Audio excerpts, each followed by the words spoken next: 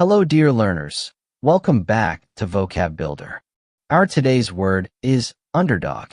Underdog means a person or team who is expected to lose in a competition, but still fights hard and sometimes surprises everyone by winning.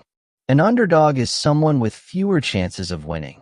They may not have the resources, support, or power like others.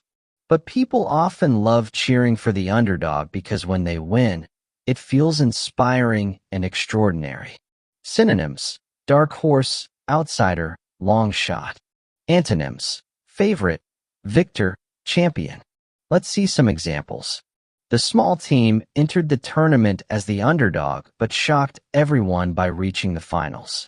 People often admire the underdog because their journey shows determination and courage.